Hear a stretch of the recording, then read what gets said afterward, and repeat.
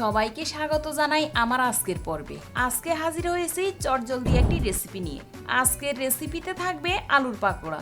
বিকেল কিংবা সকালে চায়ের সাথে খুবই ভালো লাগে এই আলুর পাকোড়া, আর তৈরি করতেও সময় লাগে খুবই কম। আশা করছি আমার আজকের রেসিপিটি সবার ভালো লাগবে। আলুর পাকোড়া বানানোর জন্য আমি এখানে 4টে মিডিয়াম সাইজের আলুকে চামড়া ছাড়িয়ে ধুয়ে রেখেছি।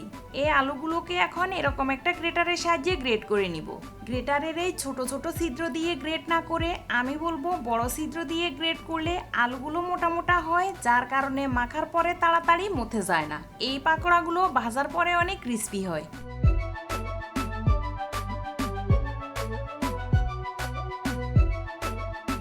গ্রেট করার সাথে সাথেই দেখবেন আলুর কষ ছাড়তে শুরু করবে, তাই এখনই একটা বলে উঠিয়ে আলুগুলোকে পানি দিয়ে ধুয়ে নিব। কয়েকবার পানি পাল্টে ধুয়ে নেওয়ার পর আলুগুলোকে নিংড়ে অন্য একটা বাটিতে উঠিয়ে নিচ্ছি। যতটা সম্ভব আলু থেকে পানি বের করে নেওয়ার চেষ্টা করবেন। বাকি উপকরণগুলো এখানে রেডি করে রেখেছি। এখানে নিয়েছি 1/4 কাপ চালের গুঁড়ো, 1/4 কাপ বেসন, 1/3 কাপ মতো পেঁয়াজ কুচি, আর এখানে স্বাদ মতো নিয়েছি কাঁচামরিচ কুচি, আর এখানে ধনেপাতা কুচি নিয়েছি 1/4 কাপ মতো। এবার একে একে সবগুলো উপকরণ আলুর মধ্যে দিয়ে দিচ্ছি। আলুর পাকোড়া একটু ঝাল ঝাল হলে বেশি ভালো লাগে, তারপরেও ঝালটা নিজের পছন্দ বুঝে অ্যাডজাস্ট করে নেবেন। ধনেপাতাটা দেওয়ার চেষ্টা করবেন, এতে পাকোড়ায় সুন্দর একটা ফ্লেভার যোগ করবে। চালের গুঁড়ো আর বেসনটা পরে দিব। বাকি অন্যান্য মশলার মধ্যে নিয়ে নিচ্ছি 1 চা চামচ আদা গুঁড়ো, 1 চা চামচ রসুন গুঁড়ো, 1/4 চা চামচ কালো গোলমরিচ গুঁড়ো, 1/4 চা চামচ গরম মশলা গুঁড়ো এবং প্রায় 1/2 চা চামচ মতো হলুদ গুঁড়ো। এই সবগুলো মশলাকে এখন আলুর মধ্যে দিয়ে দিচ্ছি। 1/4 কাপ চালের গুঁড়ো পুরোটাই দিয়ে সবকিছুকে আলুর সাথে মিশিয়ে নিব। পকোড়াগুলোকে ক্রিস্পি করার জন্য মোটামুটি বেশ খানিকটা চালের গুঁড়ো আমি ব্যবহার করছি, তাই চালের গুঁড়োটা মিশিয়ে নিয়ে পরে বেসনটা দিব। কিন্তু সবগুলো বেসন একাত্রে দিব না, কিছুটা দিয়ে মাখিয়ে দেখব কতটুকু লাগবে, পরে লাগলে আবার দেব।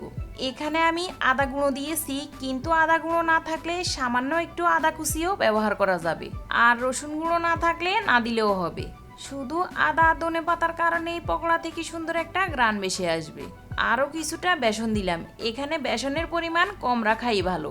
আলুর অংশটা বেশি থাকলে একটা অমসৃণ ভাব তৈরি হবে, আর ভাজার পরেও আলুগুলো অনেক সময় ধরে ক্রিস্পি থাকবে। আরও কিছুটা বেসন মেখে নেওয়ার পরে মনে হচ্ছে এবার বাইন্ডিংটা ঠিক এসেছে।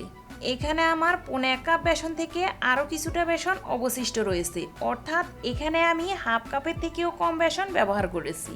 এতক্ষণ আমি কিন্তু লবণ দিইনি, কারণ লবণ দিয়ে আলু মাখালে আলুগুলো তাড়াতাড়ি নেতে যাবে আর আলু থেকে পানি ছাড়তে থাকবে, যার ফলে পকোড়ার খামিরটা ভালো হবে না। তাই শেষের দিকে পরিমাণ মতো লবণ মিশিয়ে সাথে সাথে ভাজতে চলে যাব। পকোড়াগুলো ভাজার জন্য পর্যাপ্ত পরিমাণে তেল গরম করে কিছুটা আলু হাতে নিয়ে এলোমেলোভাবে তেলে ছেড়ে দিতে হবে।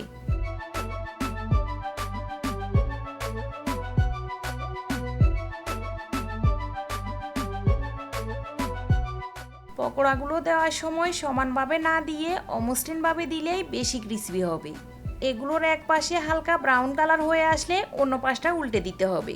এইভাবে এপাশ ওপাশ করে কয়েকবারে উল্টে পাল্টে পকোড়াগুলোকে ভাজতে হবে, আর পুরো সময় ধরে চুলার আঁচটা থাকবে মিডিয়াম টু লোতে। পাকোড়াগুলো গোল্ডেন ব্রাউন কালার হয়ে এলে একটা স্ট্রেনারে নিয়ে নিচ্ছি বাড়তি তেলটা ঝরিয়ে নেওয়ার জন্য। আমার এই পকোড়াগুলো ভাজতে আনুমানিক সময় লেগেছে 7 থেকে 8 মিনিট মতো। ঝটপট তৈরি করা গেলেও কিন্তু পকোড়াগুলো খেতে দারুণ হয়।